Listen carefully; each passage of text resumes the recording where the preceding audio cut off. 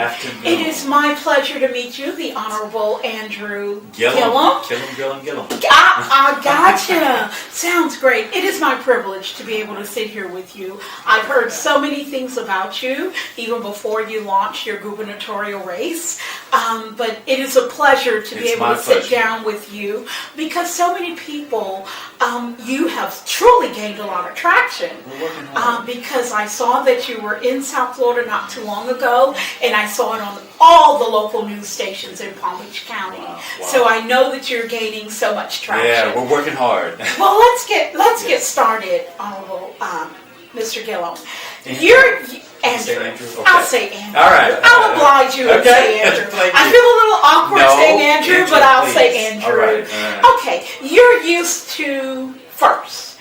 You were the youngest elected commissioner in the city of Tallahassee at the tender age of 23. Only 23 years old. How did you know about all of that? Oh my gosh. Amazing. Now, should you win this race, you will become the first African American governor in this great state of Florida. What made you throw your hat into the ring? Well, I tell you, I have been in Tallahassee, obviously, as a student going there to Florida A&M University. My first year as a student at FAMU, I spent it marching up to the Capitol protesting Jeb Bush because his first year he introduced the, through executive order, the repeal of affirmative action and higher education and in state contracting, which led to the largest civil rights march in Florida history, led by Kendrick Meek, then state senator, and Tony Hill, then state representative, and we marched thousands of students from FAMU up to the Capitol demanding, although we were in college, for many of us, we understood that our responsibility was greater than just to ourselves, that we were there for our community, for our siblings, for our friends who had not yet made it to college and didn't know whether or not they would need to exercise what affirmative action offered. And so when you have watched this state for 20 years, under consecutive Republican leadership, we've had to survive through the wake of what that has meant through public policy, the privatization of the public education system, a governor who doesn't believe in science, the refusal to expand access to Medicaid for 1.5 million of the most medically needy people, poor folks, lots of them people of color, a governor who just seems uninterested in what is the plight and the lived experience of so many Floridians. And so we've got an opportunity in 2018, this year, this November, to turn the tide and for the first time in 20 years, elect a Democrat. And if I become the nominee on August the 28th of 2018, I'll be the first African American to lead a major party in this state. And obviously if we go forward to win the governorship, we'll make history there. But more importantly, winning would mean the kind of public policy solutions that I think are going to benefit and provide uplift again for our communities. Awesome. That sounds great. Now, you mentioned this in your speech at the F. Malcolm Cunningham Bar Association's luncheon. Obviously, the nation is in mourning over the shooting, the school massacre in Parkland, Florida. They're tossing around so many different ideas. Arming teachers, mental illness, metal detectors, armed guards. What is the answer in your estimation? Less guns. Fewer guns is in part the answer. Now, I realize guns and school violence is a more complicated and nuanced issue. But even when you're dealing with someone with mental health issues, and I do believe that we ought to provide mental health counseling, not just for those who are deeply aggrieved, such to the point that they think it's okay to take a life, but there are people every day who are surviving through all kinds of trauma. And our need to make sure that we provide mental health counseling is an important thing for greater society, not just for what happens with gun violence. We also should be funding mental health courts for those who are being adjudicated through the normal court system, who really what they need is expanded Medicare so that they can go and get access to a doctor and the kind of medical attention that they need. Yet it only seems to gain traction when there's a school shooting, a mass shooting. Republicans are quick to throw out there, well, only if this person had mental health counseling. Well, even if they were mentally troubled, if it were not for an AR-15, they could not go in, take out the lives of 17 precious individuals, a gun, a rifle that fires off 45 rounds of artillery in less than 60 seconds. Those are weapons of war. If you want to shoot an AR-15, if you want to shoot an assault rifle, if you want to shoot a gun with a high-capacity magazine, go join the military.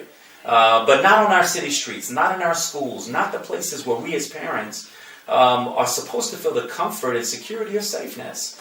And so I'm in favor of, yes, all of the mental health pieces, and that's not a throwaway. But we also need real background checks. We also need to close the gun show loophole. We also need to close the private loophole, which means the exchange that happened between you and me. 42% of guns in this country are exchanged just that way. But we don't have a mandatory registration. We don't know where those guns are. We can hardly account for them. We don't know whose hands they may fall into.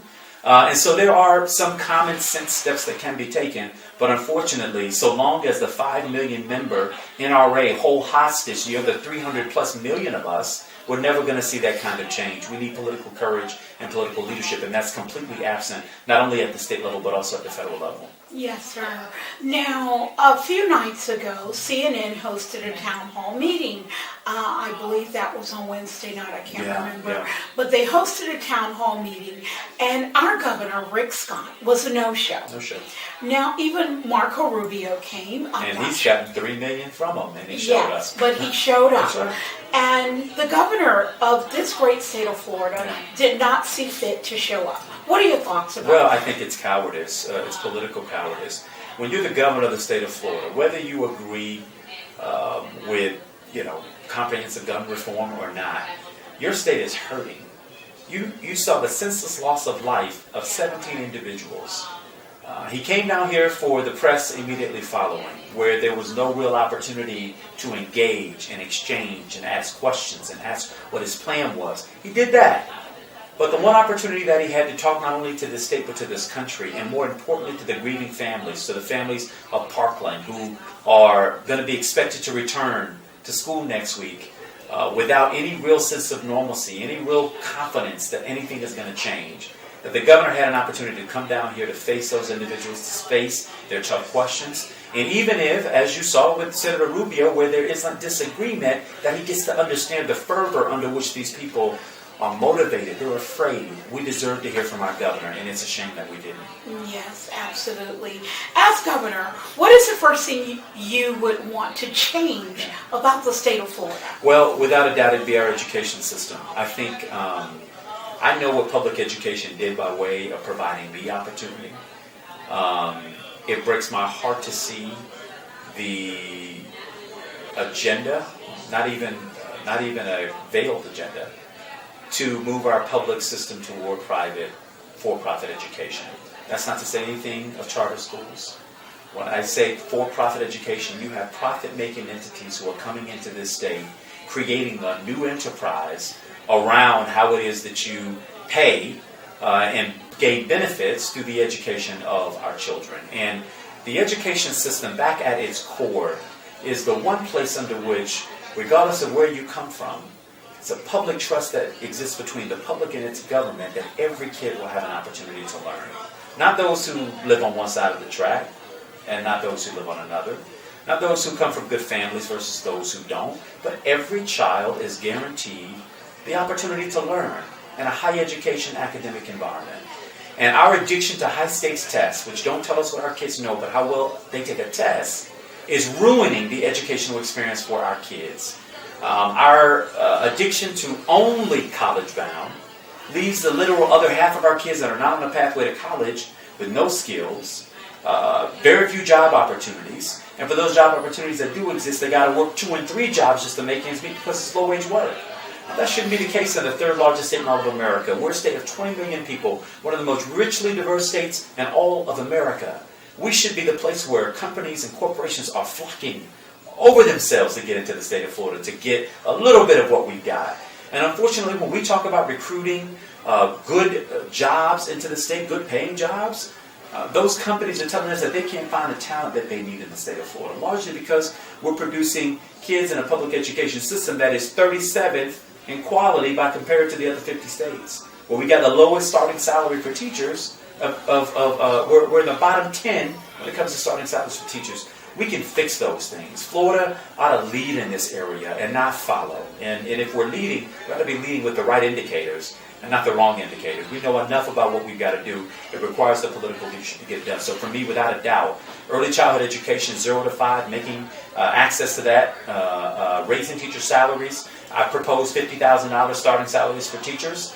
And obviously, diminishing the role of high-stakes testing in our state to make sure that we unleash the talent and the potential of our teachers to do what they were hired to do, which is to teach, and then make sure that we offer the opportunity for our kids to learn. Absolutely. Our President of the United States has said and done some things, to say the least, that are controversial. Some people even call him a racist. He has certainly given us enough fodder to go around. Yeah. What are your thoughts about our President of these United States of America? Well, the President is wholly unqualified for the job that he holds. That being said, that case got litigated in the 2016 election, and he's the president until 2020. What I hope that we do as a result of his election is that people would become hyper-activated around the democratic process of what it means to vote, to get engaged, to hold accountable. Because truth be told, even during the 8 years of the Obama administration, many of us thought, oh, we've got a black president, we've rallied, we've gotten him elected, and then we left him to fend for himself. We didn't provide him the bandwidth that he needed, the backup he needed to move the kind of courageous and unapologetic agenda that we all know we needed. And I don't blame the president for that. I blame a lot of us for the fact that when you get in politics and in political office, I liken it to the Malcolm Martin analogy, right? The reason why we could get the kind of gains that we had with Martin, and it's not to romanticize it, it wasn't easy. But the government knew that there was another faction out there, that if you didn't deal fairly here, that there may be other consequences. And I'm not by any means encouraging violence. That's not what I mean. But what I mean is that people have to know that if they don't deal fairly with us, that the population will hold you accountable, that they're going to demand movement and action, and that you can't stonewall an agenda because you know no one's going to be there to speak up to say, no, we're not going to stand for that. We've got to be prepared to have, yes, people inside government moving the ball forward, but we also need people outside the walls of government that are moving and insisting on change more rapidly and unapologetic in their demands. Let us, on the political side, work out the calculus of how we get there. But we need the leverage. And the leverage comes from people on the outside saying, we're not satisfied. Mm-hmm. Okay, my final question, and then I have a comment from one of your constituents in Tallahassee. But finally, why should Floridians cast their vote for you in August or November? Yeah, well, August is the primary, and I got to get through the primary before I can do anything. So my case would be, of the 4 Democrats running, my life experience in this state is more like the people of the state of Florida than anybody else running. I'm the only non-millionaire on the Democratic or the Republican side running for governor. And I don't believe you should have to be a millionaire in order to serve people. But that has to be evident in my ability to run, to compete, and to win. And if we win, or rather when we win, we will have the experience of not only having a governor who knows what it means to not only try to live and survive in this state, but also thrive in the state of Florida. I want to be not only the governor who can create the kind of public policy change that we need that will serve our communities and provide lift for everybody. I also want to be a physical example, a manifestation of the dreams of our foreparents, that anything is still possible, not just in the country, but very specifically in the state of Florida, where we seem to be such a conflicted state in many ways, but that is possible even here. And I believe by that example, imagine the number of kids that we get to inspire to do more, to work harder, to thrive in a more earnest way to achieve their dreams. And it needs to be something that people are tangible. They're going to know I was born in Richmond, raised in Richmond Heights, right? To a mother who was a school bus driver and a daddy who was a construction worker. And had brothers who were felons. And siblings who didn't do it perfectly. And in my own life, haven't been a perfect person. But reflective of what it means to try to live and survive in this state. And moreover, try to thrive. That example is important. Absolutely. Well, it has been my pleasure. I have one final question. Yes. It's not a question, it's a comment. My uncle, Mr. Kevin Taylor, is one of your constituents. All right. He actually lives in Tallahassee, and he is the one who brought you to my attention some years ago. He wanted me to give you a message, so I'm going to give you this message. He says you have his vote for governor, for sure. But he says more work needs to be done on the south side, I presume he means of Tallahassee, by code enforcement officers. Now, maybe you know what that means. I don't live in Tallahassee. Yeah, so the south side, obviously, is one of the parts of our city that has been systemically neglected when it comes to economic development opportunity, infrastructure reinvestment, so on and so forth. And I assume he means by some of the code enforcement, it is some of the abandoned homes that have gone vacant that either need to be demolished or repurposed so that other folks can come in. And I don't disagree with that. In fact, I led the code enforcement abatement program. When I got elected, we had $20 million in fines that had accumulated in City Hall of properties that were neglected, that all they've been doing is collecting fines. And I got there largely because a constituent I visited with, before he was a constituent, when I was running, brought me in his house and showed me a roof that was nearly collapsing due to water damage. And I said, "Do you own your home?" He says, "No, my landlord owns it, but he won't do anything about it." And he says he doesn't charge me enough rent for him to do something about it. He said, "If you get elected, I hope you can get on him. I hope you can do something about that." And we ended up putting in place the code enforcement loan and rebate program, where we cleared out those fines. We force landlords to pay attention to their tenants, to not take advantage of them. If you need more in rent, you got to say you need more in rent. But people should not be living in third world conditions, not in this community, not in this day and age, not in this country, and certainly not in this state. And so we got a lot of gains there. We're not perfect, but it's an issue I'm certainly attuned to. And I'll have to get his address to make sure if he's got some specific properties that we're able to send code enforcement there to continue the important work that they're already doing. By the way, when I first got elected, there were 4 code enforcement officers in the city. We're now north of 9. Wow, excellent. Well, Andrew, I feel awkward calling you Andrew. No, Andrew is real. I love it. Andrew, thank you so much. It has been my pleasure representing the South Florida Times newspaper here. Again, I'm Daphne Taylor, sitting and talking with the Honorable Andrew Gillum, who is perhaps going to become our very first African-American governor in this great state of Florida. With their help and prayers, we'll get there. Thank you so much. It's been a appreciate pleasure. Thank you. Okay, I have a question for you. Yes, yes. Being with the South Florida Times, which is the largest African-American paper in South Florida, and the last presidential election, there was some feelings that some of the dollars promoting the election didn't come into the black community or support the black press or anything related. What's your feelings on that? Well, first of all, I agree with that assessment. And by the way, it's not just in South Florida. We felt the same thing in North Florida. And I've heard the same issues throughout Central Florida. The African American vote is so often relied upon to deliver for Democrats without much by way of investment in those communities. A lot goes on television. A lot goes on network TV.